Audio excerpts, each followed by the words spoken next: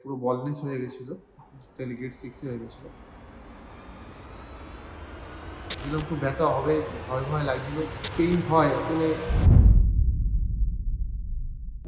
আমি এসেছি তোমার মসজিদপুর থেকে, এটা নর্থ চব্বিশ পরগনার আন্ডারে পড়ে। আমার চুল অনেকদিন দিয়ে পড়তো, পুরো বলনেস হয়ে গেছিলো, ডেলিগেট 6 হয়ে গেছিলো। ভাবছিলাম হেয়ার ট্রান্সপ্লান্ট করি। তো প্রথমে ইউটিউবে সার্চ করে গুগলে রিভিউ দেখে বিগ ড্রামার কথা আমার চিন্তা হলো। এখানে আসলাম, স্যারের সাথে কথা বললাম। স্যারও খুব ভালো, খুব সুন্দরই কথা বলে, সব বুঝিয়ে টুঝিয়ে দিয়ে বললো, প্ল্যান বললো।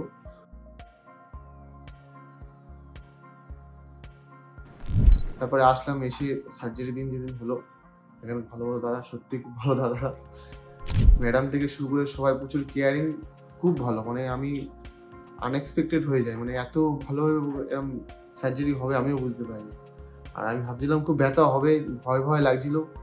তো প্রথমে যখন একটু পেইন হয়, সামান্য যখন একটু পিঁপড়ে কামড়ে ওরকম, তারপর থেকে কোনো আমি বুঝতেই পারিনি। আমি শুধু ধরতে গেলে শুয়েছিলাম। আর মাঝে মাঝে ম্যাডাম এসেছিল, এত কেয়ার করছিল, বলছিল ঠিক আছে, শরীর ঠিক আছে, সবাই স্টাফ থেকে সবাই।